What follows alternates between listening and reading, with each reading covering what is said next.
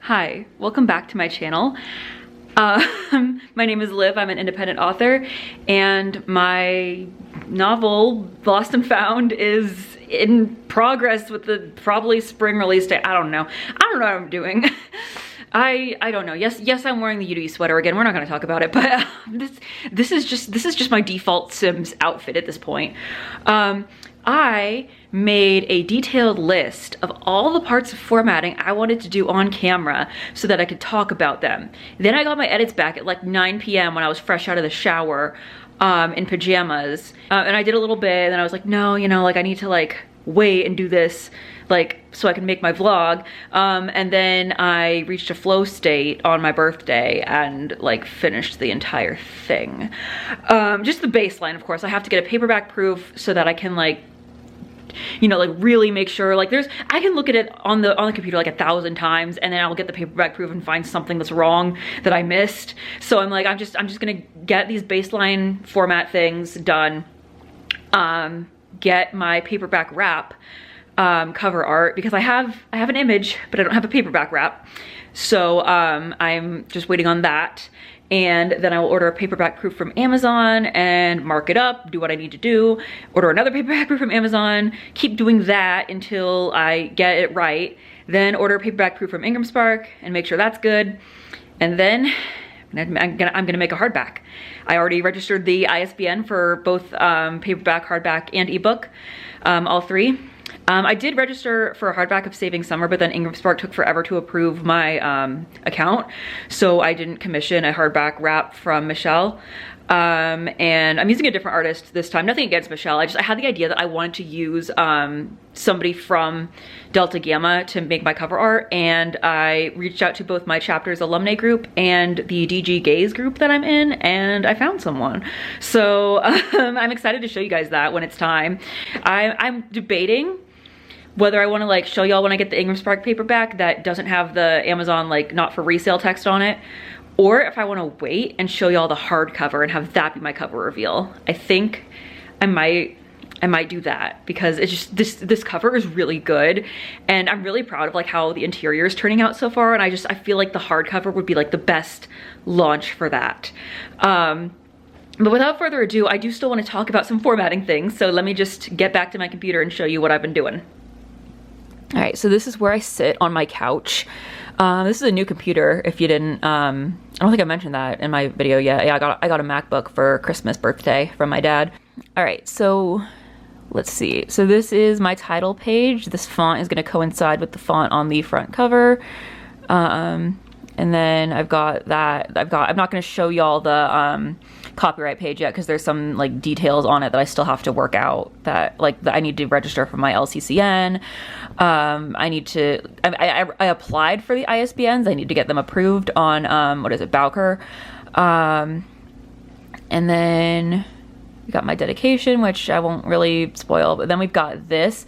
So this boat and the boats that are in the chapter headings, I got from a Photoshop brush website, which I did credit on my copyright page because it said to do that. I realized, I don't know why I didn't realize this, but when I bought Creative Cloud, when I did Saving Summer, it gave me Photoshop as well, and I just didn't utilize it.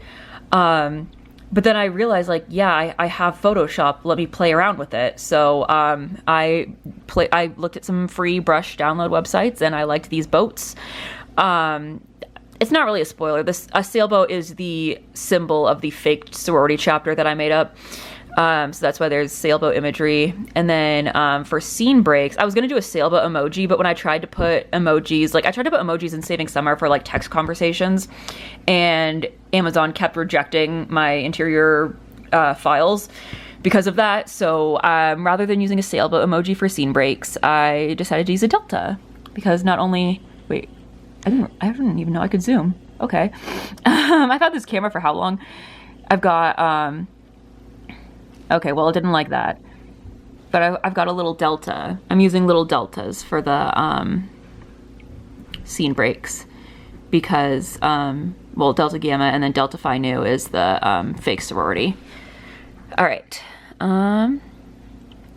I think when I do my fun facts video, I'm going to tell you where I got that from, because it's so full circle with my life, honestly. But anyway, so yeah, that's kind of how it's starting out. I've played around with text. This is Baskerville that I'm using. They said typically people use either Baskerville, Georgia, or Book Antiqua. I used Georgia, I believe, for Saving Summer, and I think I liked Baskerville better because it had kind of like it felt like, I don't know, I just like the feel of it better. I really wanted for the chapter headers. So like, I know typically for the chapter headers, you're supposed to use like the fun font that you use on the title. So it would be like that. However, I think Violet's vibe is more like old style tech, and Baskerville is really giving that like old style font packs, so to speak. I don't know what I'm talking about, but anyway, yeah, so I was going to go with that. I really wanted my like chapter headers to be in the font Apple Garamond, because I discovered that through like this vintage font TikToker back in like 2020, I want to say, and it is my favorite font. It is the sexiest font of all time. And I swear I looked at this before and it said it was licensed for commercial use. Apple Garamond is not licensed for commercial use, so I could not use Apple Garamond, but Baskerville was close enough. And then for the first date heading of every chapter, I have the big letter. I'm debating whether or not I want to keep that. I did a poll on my Instagram and most people said they liked it. So like I'm just keeping it for like the first chapter, but like when you get to like another date heading within the same chapter, you'll see it doesn't. Oh, where'd it go? You'll see it doesn't do that. It just has the small caps to start off the first few words, which is a stylistic choice that most people do something like that, and I like it. So, but then when you get to chapter 2, you'll see it starts with a big letter again, a drop cap. That's what it's called. There we go. All right. So if you think, but like, let me know what you think. If you like these drop caps for the first one in every chapter, if you think I should do them for under every single date, even dates within the same chapter. If you think, I should just not do them at all, just let me know what you think. Because I kind of am trying to decide whether or not I even like them at all. Oh, and then I do the fun fonts for like text messaging and stuff, and for like people's handwriting. Like I read y'all, if you've seen me read the first chapter, let's see, I read you, there's like a part of the first chapter where Violet reads Corinne's notebook. Let me show you. I had handwritings picked out for multiple people, and then I found out that one of those fonts wasn't licensed for commercial use, like it said it was when I downloaded it. But yeah, this one is called Manjiro's Handwriting 21. I'm a big fan of how it looks. Some of them, like Violet's handwriting, I had to size up to make it look natural. I'm trying to think of any point where she writes something that's not a spoiler that I could show you, and I cannot think of anything off the top of my head. But yeah, that's Corinne's handwriting there. And then for text messages, I use, what was it called? Colonel Panic, I think. I'll go back and show you what I used for that. Yeah, this is the text message font, Colonel Panic NBP. All right, so I'll show you all my about the author. When it prints, it's going to be in black and white.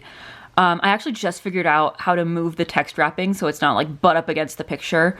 I learned that today, and like I've had the tutorial that I use for InDesign. I've had that for like since I started formatting Saving Summer, but I just figured this because I think I didn't put the image on the side. Like I didn't have it text wrapped for Saving Summer. I just had it centered, but I thought it would look cute text wrapped, so I did that. It's the same picture. I look the same. There's my social media. You're on my YouTube right now, and then the logo that Michelle drew for me is also on this page, and it will be black and white when you see it. Learning how to place images, like things like text wrapping and how to place the image actually on the page, that's something I like actually did for this book that I didn't do for Saving Summer. I just kind of like, I don't even know how I got images in there. I just hope for the best, for real. But yeah, I've been having fun playing around with things like learning how to place like these images, like learning how to make them in Photoshop, like using the same document that I had the cover art and typography stuff in. why are my texts not coming through on my laptop? Does it know that there's a camera pointed at it? Like, that's so weird that they're just not coming through on my laptop right now. Anyway, where was I? Yeah, Photoshop definitely helps. I don't know why I didn't realize I also had Photoshop when I bought Creative Cloud for Saving Summer. I have this for a year now, so I don't know what I'm going to do after Violet's novel is done, because ain't no way. Why did I just I have the camera on the actual title of the book. Old habits die hard. But, you know, there ain't no way I'm going to finish the companion novel before this year trial runs out and get it edited, unless Lost and Found sells exceptionally well and my editor has no other plans, then like maybe. But yeah. All right. Yeah, I'm still kind of getting the hang of working with pasting images, but I'm definitely a lot better at it than I was when I did Saving Summer. Let's see. So this is, like I said, this is my initial draft, like my baseline formatted draft that I'm going to get the proof copy of and like just see if there's anything I need to fix. Like I know the first draft I ordered for Saving Summer, I felt like the font was too big. And maybe somebody's going to tell me that it was too small. I don't know. I was like trying to compare it to like other books I had on my bookshelf. So this is Baskerville size 11, and it looks right to me in this 75% zoomed in preview. We'll see how I feel when I actually get the physical paperback proof. I'll like run it by some other people, ask them if they think the font's too big, too small. But yeah, I'm just playing around with that right now, playing around with like the sizes for the chapter headers, the date headers, the drop caps, stuff like that. Yeah, and I'm also like playing around, like I said, with the handwriting fonts. And there's some times that I'm just like, I don't know whether it's a good place to put a handwriting font or not. Like typically what I'll do for the handwriting or the text fonts is if Violet's saying something or like quoting something that was from a handwritten note or a text message as part of a narration, then like if it's all part of the same paragraph, I won't change the font. But if it's a separate line, then I will change the font. But then there were some places my editor had it where like they're texting and then Violet says like, oh, I replied, comma, and it's like part of the same paragraph. And so those I just kind of made their own lines, so it wasn't like two different styles of texting in the same page, if that makes sense. Let me know if anything I'm saying makes sense, actually. Like genuinely. Oh, and then the other thing is the margins on this thing. Like, let me zoom in a little bit more. Yeah, so the margins, I changed the margins because I heard, like, in the tutorial I was using that if your book is over a certain number of pages, you need to, like, move the margins. But then, like, the margins move, but this text box didn't move within them. So that's another thing I'm going to have to check out when I get the paperback proof. I've tried to move the text box on the master page. Like, it just straight up, like, I can move the margins themselves, but I can't move the box. Like, I can't really show you one-handed, but let me put that back at 75. But yeah, I've been playing around with how these look. I'm probably gonna have to play around with the margins some more. I doubt that with the box like this, I doubt I'm gonna get that right on my first paperback proof. But I've been playing around with like having like this, well, you can't really see it, but because it's like grayed out, but I have like a little dash under the title and then under my name. But okay, now I'm getting text messages on my laptop, thankfully out of frame. But yeah, the other thing, I did something kind of unconventional with the page numbers. So I've heard like that it's not standard practice to have a page number on like the first page of a chapter. But I like it when books have it on the first page of a chapter. And I asked multiple friends, and multiple friends said that it pissed them off if the first page doesn't have a page number. So I included page numbers on the chapter headers, and the page numbers themselves are in the fun font. Let me know if you like that, or if you think I should make the page numbers and the chapter headers consistent. Like if I should make like the font that the chapter, like if I can get it on frame, the font that like this is in consistent with the font that the page numbers are in. Like should I make them both Baskerville? Should I make them both the fun font? Let me know what you think about that. Cause like, again, this is my first draft. I'm gonna get a book, I'm gonna flip through it, I'm gonna see if I like it or not, and make changes. But yeah, the only other like, the other main thing from my tutorial that I just straight up ignored, and I can't show you the page for two reasons. One, because it's literally the last page of the book and contains obviously a spoiler. Second, I am waiting for my editor to get back to me about like editing the blurb for the coming soon page for the next book.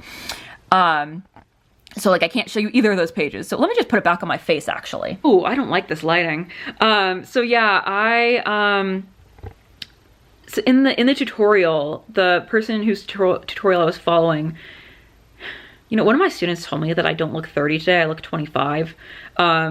I think she was trying to get out of the test that I was having everybody take.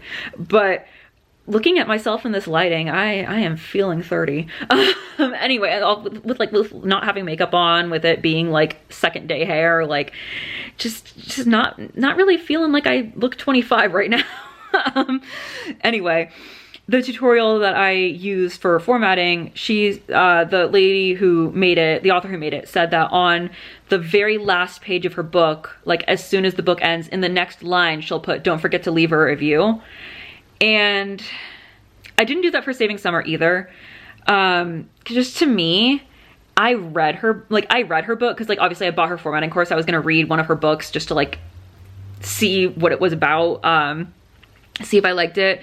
Wasn't a huge fan, but like as soon as I finished the book, I haven't even had a chance to process the ending yet, and you're already telling me, hey, don't forget to leave a review. It kind of took me out of the book, like took me out of that emotion of like processing the ending of the book I was just supposed to be emotionally invested in. And it felt tacky. It felt tacky as well, like kind of patronizing, I would say, to be like, hey, you just finished reading this, don't forget to leave a review. So like I would put that on the next page. I would not put that on the same page that the book ends, just me personally. Like, no shade if you like it that way, if you format your book that way and it works for you, good. If I'm gonna lose out on reviews because I don't do that, fine, whatever. It just, for me, it felt, not only did it feel tacky and patronizing, but it reminded me that I like wasn't reading a legitimate book. Like, it reminded me that I was reading a self-published book. And like, when I'm reading a book, I don't want to be able to guess if it was self-published or traditionally published based on little tiny formatting things. And that was just something that kind of like took me out of the book and was like, hey, by the way, a person like self-formatted this. This was not made by a publishing house. And like, obviously no shade to self-publishing because I'm doing it, but it's just, I don't know how to explain it. It made it feel like it wasn't like a real book having that there. I don't know. Let me know what y'all think. If you like, I mean, I'm not gonna put it on my last page. That's just something I'm personally not going to do. Again, if I lose reviews because of that, whatever. And no shade to you or even the person who I am absolutely shading, as I explain why I hate it. No shade to her, because like obviously it works for her. She gets reviews. Like, it's just something I personally didn't like. But yeah, I'm gonna answer my text messages.